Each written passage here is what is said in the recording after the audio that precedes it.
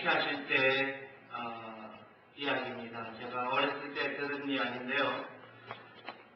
아버님이 교회를 개척하고 나서 얼마 되지 않았을 때라고 합니다. 그때 당시에 뭐 돈이 있어서 교회를 개척하신 것도 아니고 벽돌 찍어가면서 그렇게 산등성에다가 땅을 구해서 교회를 개척하고 있는데 먹을 양식이 다 떨어져서 며칠 동안 물만 먹고 살았다고 합니다. 자녀들도 있고 해서 기도 중에 주님께 양식을 달라고 기도를 하고 지나는 중에 새벽 기도를 마치고 났는데 한 군인이 오더랍니다.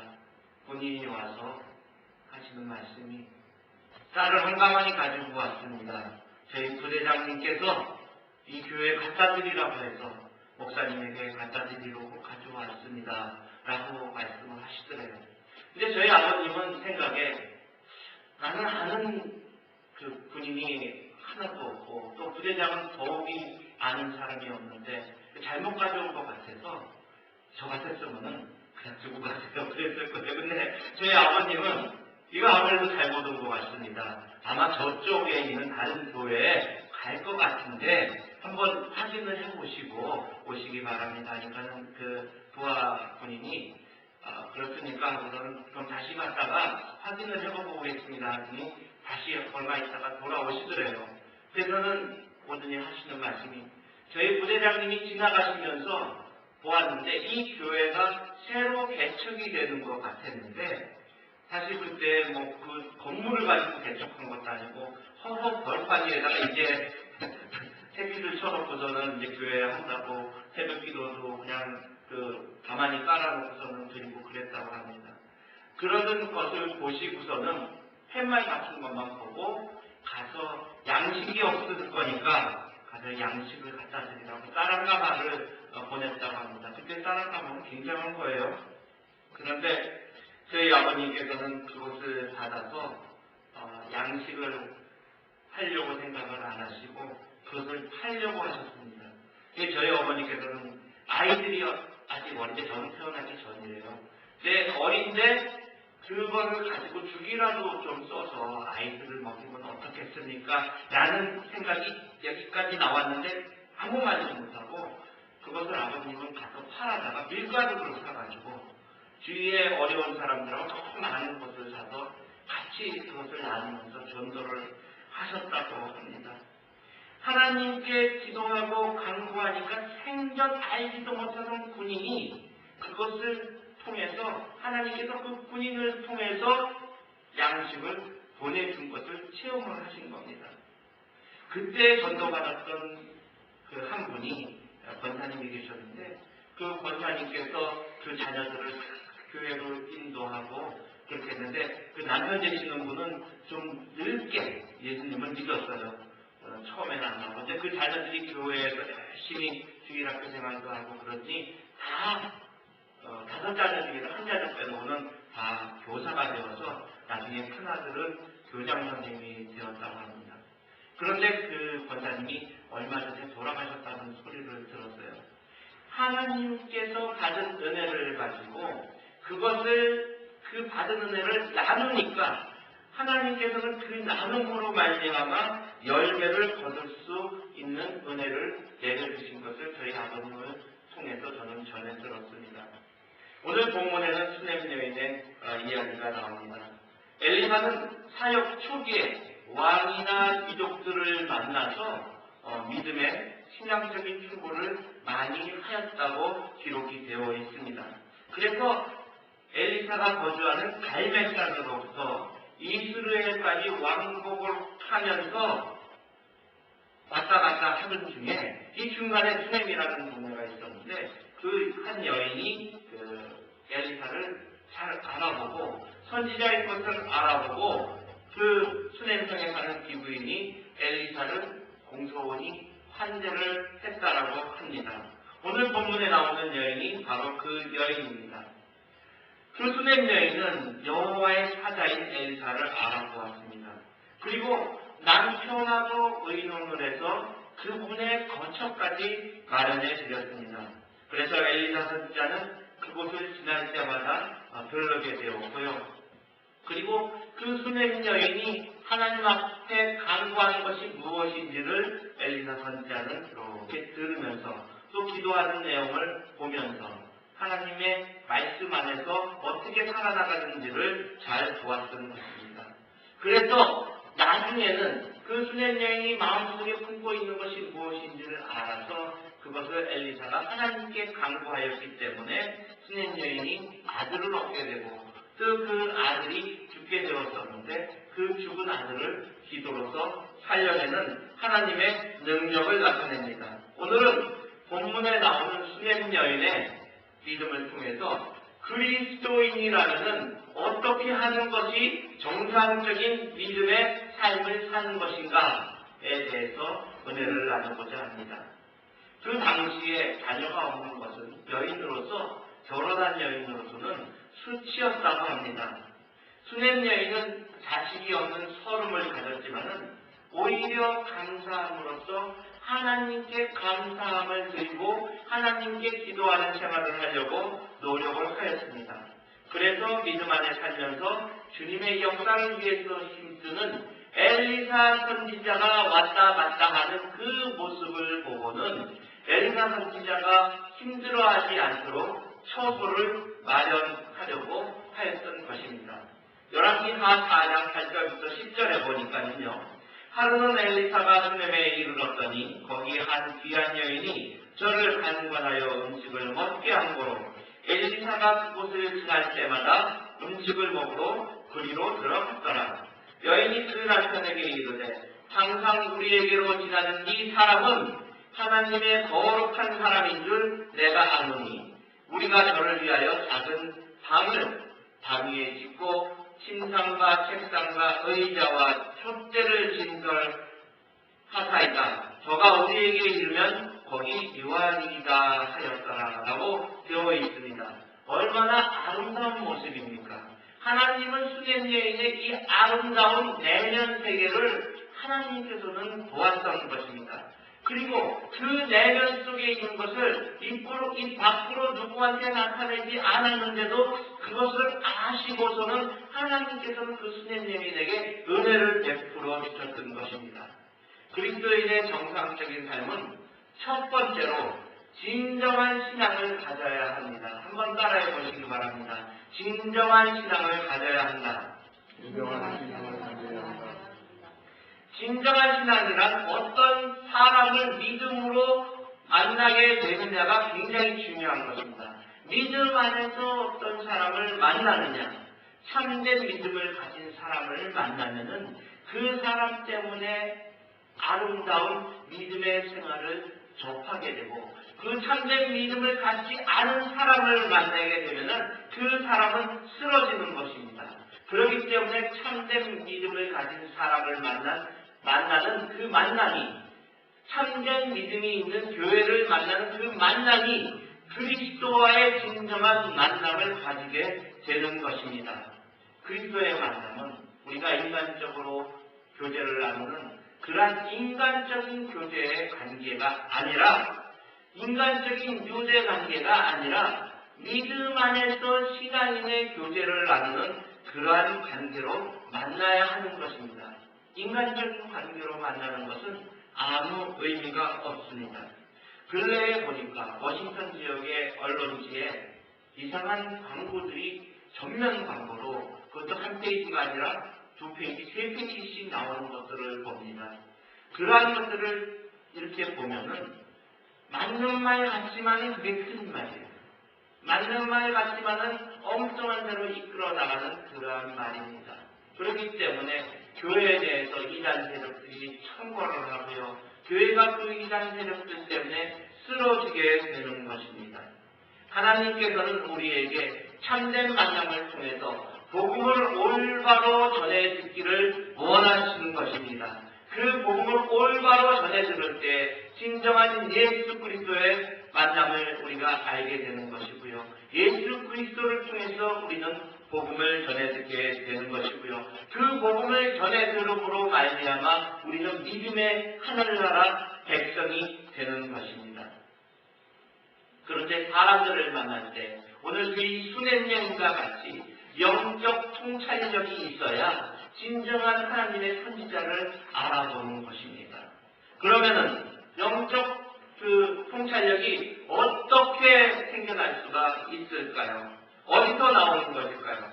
하나님을 만나는 생활을 하고 항상 말씀을 묵상을 하면서 주님을 바라보고 나갈 때 그 통찰력은 생겨나는 것입니다. 생활 속에서 인간적인 것만 생각하고 재미만 추구하고 쾌락만 추구하고 나의 욕심에 사로잡혀서 사는 생활을 해서는 그 영적 눈이 열려지지가 않게 되는 것입니다. 심지어 주님이 내 안에, 아니 내 옆에 내 손을 잡고 있어도 그 작은 손이 주님의 손인 것을 알지 못하는 것입니다. 진정한 신앙인은 하나님과의 영적 교제를 통해서 영적인 성숙이 이루어지고 영적인 기쁨을 누리는 사람이 진정한 신앙인 것입니다. 나의 일보다는 하나님의 일이 먼저이고 하나님의 일이 우선이 되어야 하는 것입니다. 왜냐하면 하나님께서는 그 사람의 마음을 보시기 때문인 것입니다. 그럴 때 그 마음이 전달되어서 주님께서는 그 사람을 들어서 주님의 길로 쓰게 되는 것입니다. 세상 속에서 세상 사람들하고 똑같이 믿는다라고 하면서도 믿는 자의 장면은 전혀 나지 않고 그냥 일반 세상 사람들하고 똑같이 움직일 때 하나님께서는 그것을 기뻐하지 않으십니다.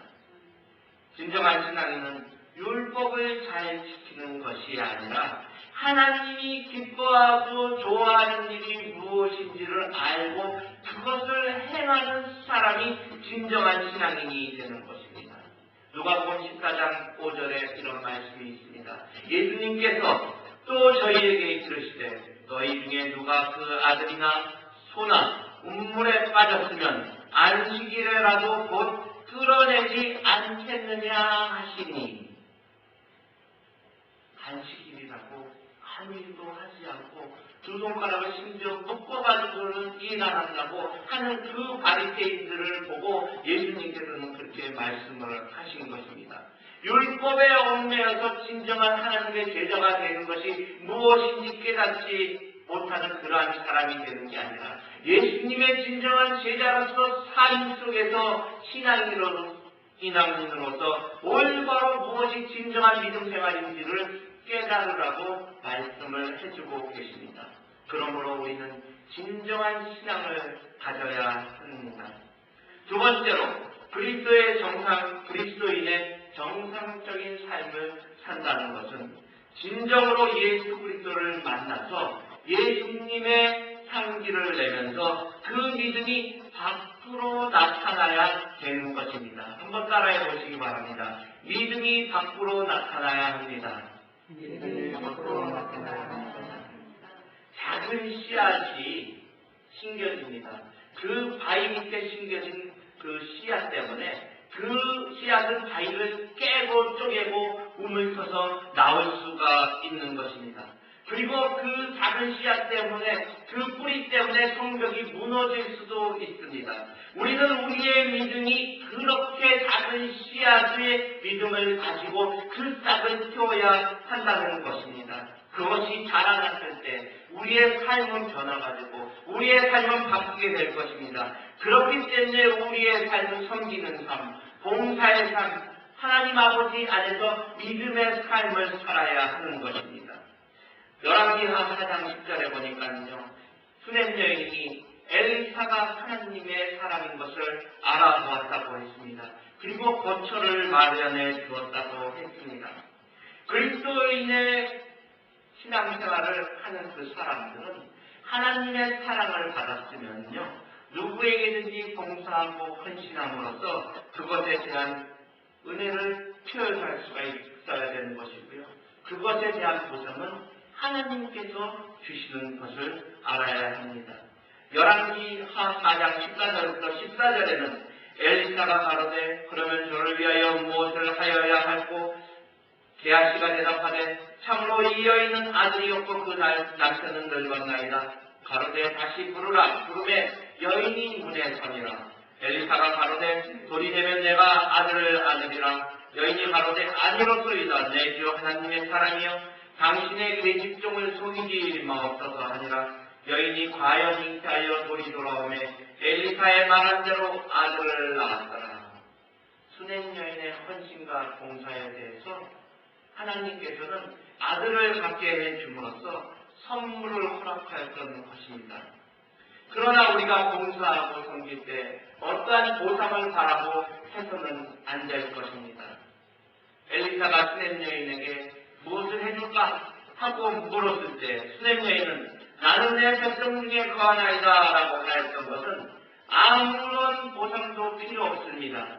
저는 대접을 하였을 때 내가 어떤 대접을 보상을 바라고 대접을 하였던 것이 아닙니다 라는 뜻입니다. 그리스도인의 진정한 삶은 이렇게 봉사하고 섬기는 자세가 있어야 합니다. 얼마 전에 일어났던 이야기입니다.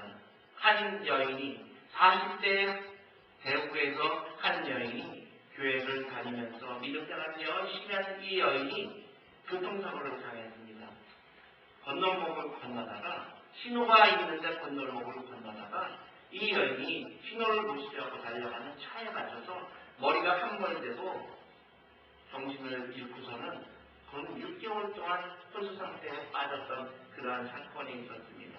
그런데 제가 이 사건을 왜 말씀드리냐면요. 이 여인이 평범한 여인인데 이 여인을 병문안하러 온 사람의 숫자가 하루에 100명, 그 병실 밖에 줄줄이 서서 이 여인을 보고 기도해 주러 가고 위로하고 한 번이라도 좀 더 이 여인이 빨리 회복되기를 원합니다 라는 행렬이 줄을 이었다고 합니다. 이 여인이 부자였던 것도 아니고요. 또 아주 예쁜 미인이었던 것도 아니고요.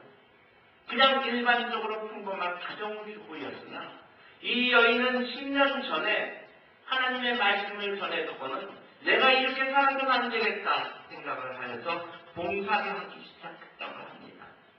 그날도 저녁에 아르바이트를 끝내고 자기가 빨리 일을 끝내고 가서 봉사를 해야겠다. 그래서 저녁을 먹으러 가는 중에 건널목을 건너다가 그런 사고를 당했다는 것입니다.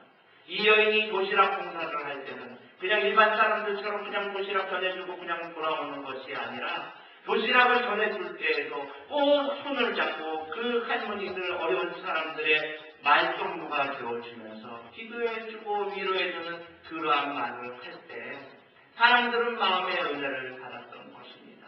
그렇게 10년 동안 봉사생활을 하였습니다. 그 남편은 경찰이었고요. 어려운 박봉에서도 열심히 일을 했습니다. 그리고 봉사하는 시간이 아까워서 아르바이트를 하였고요. 풀타임으로 일을 하라고 했는데도 성실하게 일을 했기 때문에 전적으로 나와서 하루 종일 일을 하라고 했는데도 나는 섬겨야 됩니다 하여서 파트타임으로만 일을 한 그러한 여인이었다고 합니다. 그래서 그 여인이 다쳤을 때 많은 사람들이 그 여인의 베풀어준 그 은혜가 너무나 감사하여서 빨리 회복되기를 원하는 마음에 그렇게 많은 병문안의 행렬이 이어졌다고 했습니다. 바로 헌신적인 봉사의 삶이 그리스도의 사랑 안에서 이루어질 때 빛을 발하게 되는 것입니다. 세 번째로 정상적인 믿음 생활 속에는 위기가 온다는 것을 우리는 알아야 합니다. 신앙생활을 정상적으로 해도 위기가 닥쳐옵니다. 열왕기하 4장 18절부터 20절에 보니까는요. 그 아이가 저기 자라매 하루는 곡식 빼는 자에게 나아가서 그 아비에게 이르렀더니 그 아비에게 이르되 내 머리야 하는지라 그 아비가 청아내게 명하여 그 어미에게 데려가라 하며 곧 어미에게 데려갔더니 낮까지 어미의 품에 앉아 있다가 죽은지라 라고 되어 있습니다. 아들이 죽는 슬픔이 닥쳐왔을 때 이 수냄 여인은 슬픔을 당하여서 그것을 한탄하고 앉아있기보다는 하나님의 사람 엘리사를 찾아갔던 것입니다.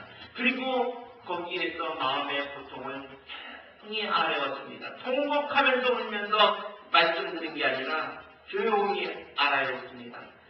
그럼으로써 그 여인은 죽은 아들이 다시 살아나는 기쁨을 맛보게 되었습니다. 이 수냄 여인은 갈멜산으로 갔습니다. 그리고 하나님의 사람 엘리사에게 나아갔습니다. 멀리서 하나님의 사람 엘리사가 보더니 사환 게하시에게 저기 수냄 여인이 있다. 가서 보고 평안하냐 물어봐라. 아이가 평안하냐, 남편이 평안하냐 물어봐라. 그렇게 이야기했을 때 이 여인은 평안하나이다 라고 대답을 했습니다. 산에 들어가지고 엘리사에게 다가갔을 때 그 수냄 여인은 엘리사의 발을 안고 있을 때 게하시가 와가지고서는 저를 물리치고자 하였으나 하나님의 사람 엘리사는 그녀를 그냥 놔두어라. 그 중심에 괴로움이 있다라고 하였습니다. 우리는 아무리 환난의 삶과 위태로운 지경에 처해 있을지라도 자신의 처지를 한탄하면서 하나님께 원망의 화살을 돌리는 그러한 태도를 보여서는 안 되는 것입니다. 고통과 역경 속에서 그것을 참고 견디면서 묵묵히 주의 일을 하는데 힘써야 하는 것입니다. 결혼한 지 한 8년쯤 되는 부부의 이야기입니다. 이 부부는 한 3년 전쯤에 이혼의 위기를 겪었다고 합니다. 그 이혼의 위기를 겪은 사람들에 대해서 심적인 고통은 느껴보지 않는 사람들, 당해보지 않는 사람들은 말로 표현을 할 수가 없다라고 합니다. 그런데 서로 크게 무슨 원인이 있거나 큰 이유가 있던 것이 아닌데 주로 그 와이프의 입에서 이혼하자는 얘기가 심심치 않게 나왔다고 합니다. 남편이 생활로 지쳐서 힘들 때 그 이야기를 들으면, 그 말을 들으면 받아쳤다고 합니다. 사실 아이들이 울 때나 와이프가 투정을 부리고 힘들 때 말을 하는 것은 그 마음속에 나를 봐달라고 하는 그 생각이 있는 것인데 그것을 모르고 힘들기 때문에 그냥 받아침으로써 큰 소리가 나고 결국엔 싸움에 이르게 됐다고 합니다. 그러고 나니까 순식간에 갑방을 쓰게 됐다고 합니다. 그래서 결국에 대화가 없으니까는 점점 불시대 고르는 기포같고요. 어린 아들이 하나가 있었는데 그 아들도 아이가 눈치가 있어서 그런지 마음에 그 평안함을 갖지 못하고 툭하면 울고 떼쓰고 힘들어하는 그러한 모습을 보고 또 아이가 징징댈 때마다 그 와이프는 그 모습을 보고서는 더욱더 불같이 화를 내고 미워했다고 합니다. 아무튼 뱀이 자기의 꼬리를 물고서는 그것이 먹인 것 줄 알고 뱉지 못하고 계속해서 자기 몸을 삼켜서 먹는 것처럼 그 악순환의 고리가 계속 이어져서 들어오는데요. 어느 날 이 남편이 밤늦게 퇴근을 해서 지하철 타고 오다가 그 지하철역에서 내려서 걸어오는데 한 여인이 다가오더랍니다. 그 여인이 귤장터 아줌마였는데 다가와서는 이 떨이 귤이니까 마지막 이 한 봉다리를 그냥 싸게 줄 테니까 사가지고 가라고. 이게 한 3,000원어치 되는 건데 1,000원에 드릴 테니까 사가지고 가라고 이야기를 하더랍니다. 그래서 어쩔 수 없어서 그냥 그것을 사가지고 들어와서 평소처럼 식탁 위에다 그냥 올려놓고서는 목욕을 하러 들어갔다고 합니다. 그런데 샤워를 하고 나와서 보니까는 아내가 그 귤을 까서 혼자서 먹고 있다가 남편을 보더니 그냥 들어가더래요. 그런데 그 다음날 또 퇴근하면서 보니까는 그 귤 파는 여인이 또 와서는 사달라고 이야기를 하더랍니다. 그래서 어제 보니까는 와이프가 잘 먹었던 생각이 나서 그것을 사가지고 가면서 생각을 해보니까는 연애할 때는 와이프가 그렇게 귤을 좋아했는데 결혼해서는 한 번도 귤을 사가지고 들어간 적이 없었다고 합니다. 그 연애할 때 귤 한 봉지 사서 같이 나눠 먹으면서 데이트하면서 지냈었는데 그렇게 귤을 좋아했는데 자기는 한 번도 와이프에게 귤을 사준 적이 없었다고 합니다. 그래서 그 다음부터는 자기가 퇴근할 때 그게 미안해서 그냥 귤을 사가지고 한 두 서너 더 했다라고 합니다. 그랬더니 어느 날 이 부인이 귤을 까서 먹으면서 그 귤 참 맛있네 하면서 이거 어디서 사셨어요? 이야기를 하게 됩니다. 몇 년 동안 말도 제대로 안 하고 지내던 그 부인이 이거 어디서 사셨어요? 얘기를 하게 됩니다. 아, 그래서 전철역 앞에서 노정상 아주머니한테서 샀어. 이렇게 얘기를 했더니 아, 참 맛있네 하고서는 다시 방으로 들어가더랍니다. 그러고서는 곰곰이 생각을 해보니까 아내는 자기를 위해서 철이 바뀔 때마다 보약을 해주고 반찬을 해줄 때도 자기가 좋아하는 맛있는 반찬을 해주었는데 자기는 아내를 위해서 해준 게 아무것도 없더랍니다. 단지 돈만 벌어다 주면은 다 되는 것이라고 생각을 했는데 그것을 해주지 못했던 그 자기가 참 한심하다고 생각을 드는데 그 다음날 아침에 일어나다 보니까 아내가 아침상을 차리고 있더래요. 그렇게 싸우고 나서는 몇 년 동안 아침밥을 차려주지 않아서 나가서 먹고 들어오고 심지어 외박도 하고 들어오고 그랬는데도 아무런 상관도 안 하던 그 아내가 아침상을 차려주세요. 그래서 그냥 먼저 그냥 가려고 하니까 아침 드시고 가세요. 그렇게 있어요. 그래서 아침을 먹으려고 소파에 뜨는 순간 가슴에 복받쳐 올라오는 그 울컥함에 울었다고 합니다. 근데 울다 보니까 통곡하면서 울어. 그러다 보니까 아내도 다가와서 같이 옆에 앉아서 울고 그러다 보니까 남편 입에서 미안해 소리가 나고 아내 입에서도 미안해요 라는 소리가 나고 그 아이도 깨어서 나와서 온 가족이 같이 울면서 화해가 이루어졌다고 합니다.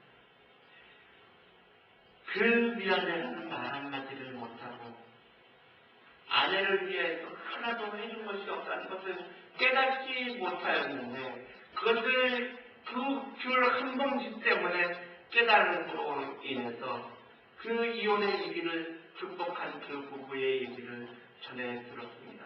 그리고서는 지금은 잘 살고 있다고 합니다. 시편 119편 71편에 보니까는요.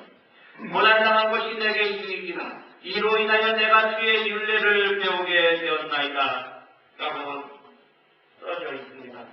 우리에게 닥칠 고난과 시련 속에서도 좌절하거나 절망할 것이 아니라 그 속에서 하나님의 사랑이 무엇인지 찾아서 우리는 믿음을 지키면서 하나님의 뜻을 깨달아서 더 큰 믿음으로 하나님 앞에 나가야 할 것입니다. 마지막으로 우리는 하나님의 방법과 뜻에 의해서 모든 문제를 해결하고 극복하게 하심을 우리는 깨달아야 하는 것입니다. 여기서 또 우리가 생각할 것은 모두에게 고난과 시련 속에서 하나님께 간구한다고 할지라도 수냄 여인처럼 그 아들이 살아가는 축복을 다 받는다는 것은 아닙니다. 위기가 극복이 되기도 하고 당장 안 되기도 합니다. 비록 그럴지라도 우리가 그리 아니하실지라도 라는 성경 말씀처럼 하나님의 섭리가 어디에 있는지 찾으면서 우리는 그 하나님의 섭리를 따라서 그 섭리에 순종하는 자세를 우리는 배워야 하는 것입니다. 위기 속에서 우리가 가진 믿음의 근본이 나타납니다. 위기 속에서 그것을 어떻게 극복하느냐, 우리가 위기가 닥쳐왔을 때 어떻게 대처하느냐가 바로 우리가 믿음 생활을 얼마나 충실하게 확실하게 주님 안에서 했느냐를 나타내게 되는 것입니다. 열왕기하 4장 27절부터 28절에는 그 수냄 여인은 그 문제를 해결하기 위해서 다른 곳을 찾아간 것이 아니라 바로 하나님의 사람 엘리사를 찾아갔을 때 하나님께서는 은혜를 베풀어줘서 엘리사를 그곳에 보내어서 그 죽은 아이의 몸 위에 엘리사 선지자께서는 자기의 입에다가 그 아이의 입을 맞추고 눈에다가 자기의 귀를 대고 자기의 손을 그 아이의 손에다가 얹고서 그 위에 올라가서 기도할 때 그 아이의 몸이 따뜻해지고 살아나는 것을 우리는 알았습니다. 우리가 하나님과 눈을 맞추고 하나님과 입을 맞추고 하나님의 손을 잡을 때 하나님께서는 우리에게 은혜를 내려주시고 우리의 위기와 고통과 절망 속에서 있는 그 모든 것을 다 해결해 주실 줄 믿으시기 바랍니다. 하나님께서는 우리의 구할 것을 이미 아십니다. 그리고 이미 그것을 채워주려고 다 준비를 하고 계십니다. 그런데 우리는 그것을 깨닫지 못해서 그 채워지는 것을 우리는 받아서 나의 것으로 채우지를 못하게 되는 것이 있습니다. 눈앞에 있어도 보지 못하고 손을 잡고 있어도 그것이 하나님의 손인 것을, 주님의 손인 것을 알지 못하는 우리를 하나님께서는 사랑하고 계십니다.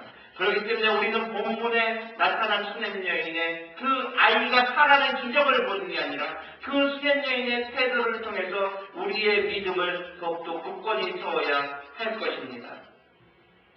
그 수냄 여인을 통하여서 이루어지는 세상의 법칙, 일반적인 법칙을 초월하는 삶의 방법을 배우는 우리 성도님들이 되어야 할 것입니다.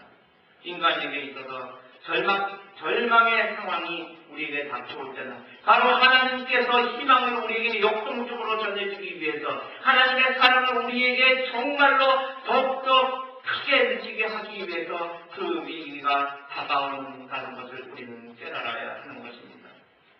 이 사실을 기억하고 우리의 절망적인 상황에서 좌절하거나 믿음의 삶이 흔들리지 않고 굳게 서서 우리의 구할 것을 아시는 주님이 도우신다는 것을 알고 하나님의 도우심을 강구하여서 희망을 포기하지 않고 하나님의 사랑을 우리가 뿌리치는 것이 아니라 하나님의 사랑이 내 안에 다가오는 것임을 제대로 깨달아서 믿음 안에 사는 성도님들 되시기를 주님의 이름으로 축원합니다.